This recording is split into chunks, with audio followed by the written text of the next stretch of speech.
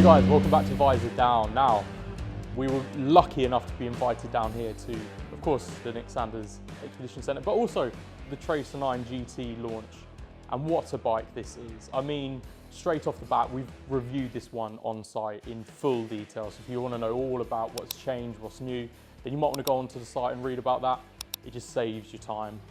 Now, so the Tracer 9 GT, this is something that has been redeveloped and renewed for 2021.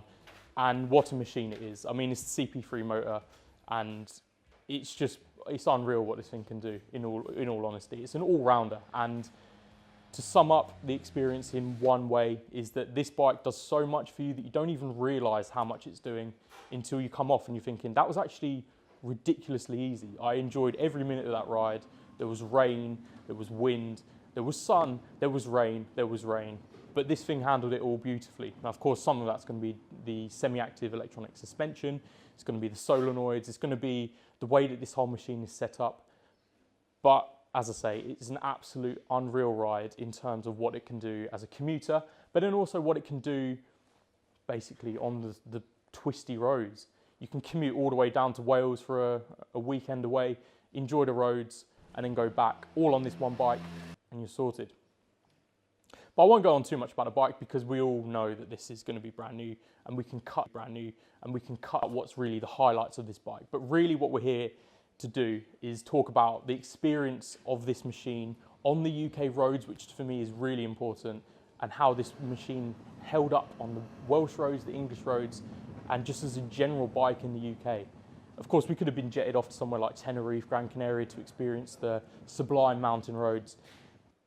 But you don't need to do that for this machine. I mean, the Tracer 9 GT is basically poised perfectly to be handling the Welsh roads, the country roads, the bumpy roads it can even handle, even though it is a sport touring machine, mostly for the road. But this soaked it all up and it was brilliant. So number one for me, and really what I would say is kind of the most important, is the comfort of this bike. Now, the seat, we were in the saddle all day. Of course, we stopped a couple of times for lunch and do a few photo bits and video bits, but for the most part, we were in the saddle all day, in rain, in wind, in sun, and it was just comfortable the entire time. I'm standing here now. Yes, I've trained in wind, in sun, but I'm feeling fine. I don't feel any sort of backache, leg ache, or anything like that. Part of that's going to be the seat. It's not the comfort seat, but it's comfy enough for me, and it's adjustable, so you can get 810 to 825 mil. The screen, adjustable, you've got heated grips with the GT model. And yeah, I mean, it's just unreal how comfortable this machine is. This comes with the GT pack as standard with the panniers. They fit a rucksack and it says they'll fit helmets on both sides, and I think that is going to be true.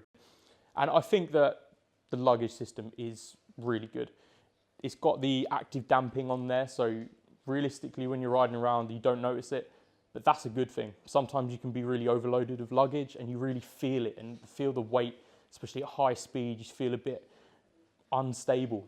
But the pannier system works really well.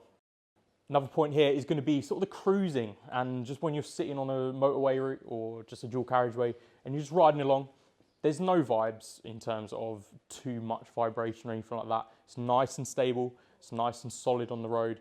And no problems in terms of miles per gallon. I mean, we filled up once and it's an 18-litre tank.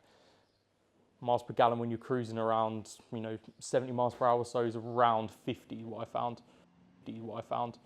Massive point on the Tracer 9 GT for me, and the Tracer 9 actually, is going to be the twin TFT display. Now, it's a good display. You can see everything you need to see and it is clear and visible. I found it a little bit fiddly to get to the right menu sometimes with the scroll wheel on your right hand when you're trying to, pull the throttle in. But it has got cruise control, so if you're going to flick on the cruise control and start flicking it around, happy days. You can set all of the menus up so you can change everything you need to, and everything's visible. You can get your heated grips on from the menu as well. Just scroll wheel and set it all yourself up. So yeah, we can cut in a little bit if you need to see the TFT dash in action, but yeah, all good. Another massive point of the Tracer 9 GT is going to be the semi-active suspension. It works really well. There's solenoids on the front and back. There's a 6-axis IMU, and it's all working just hand in hand to just keep the ride nice and damped, nice and stable, nice and secure on the roads. I was chatting to Yamaha briefly earlier about whether you'd really notice it if you'd gone from the Tracer 9 standard model to the GT model with the semi-active suspension. Would you really notice that much of a difference? And he said, potentially, if you're not noticing it at all, then that's a good thing. The semi-active suspension is going to be kicking in and you can put it into 1 or 2 modes.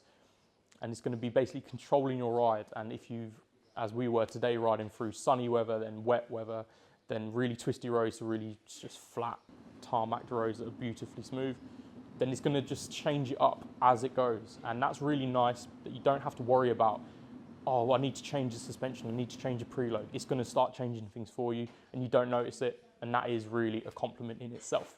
The CP3 motor on the Tracer 9 GT has been updated for this year, and it's got a little bit more CC, around 42 CC more, and that's going to be from a longer stroke, 3mm longer stroke.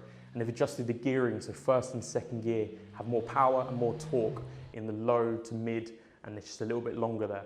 So you can really ride this one in first and second, get high up into the rev range and really start letting loose. Of course, second gear has a lot of power in there and a lot of poke.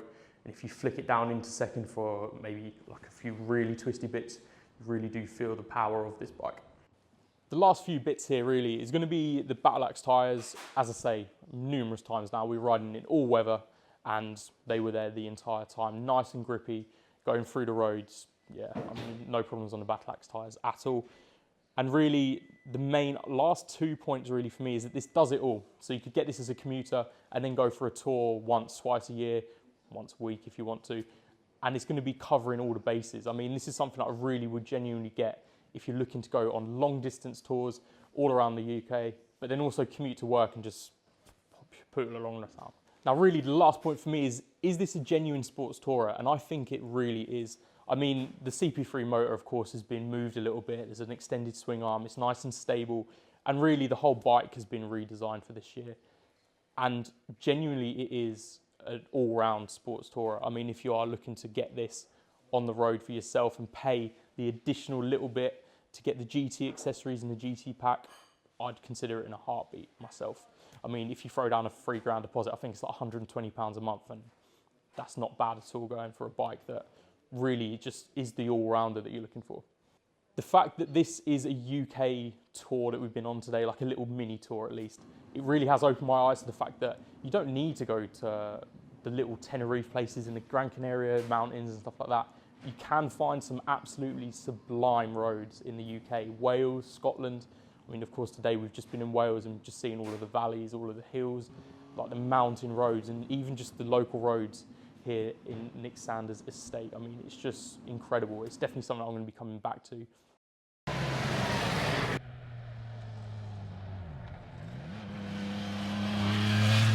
So, in conclusion, I mean, what a stunning bike this has been. I've really enjoyed riding this for the couple of days that it's been for this little launch tour. I can't wait to get on it again. I'm sure it's going to be something I can ride at some point, and I'm really looking forward to it because it just covered all the bases for me. Enjoyed every single minute on this bike, and it's been amazing. Oh, the Welsh roads.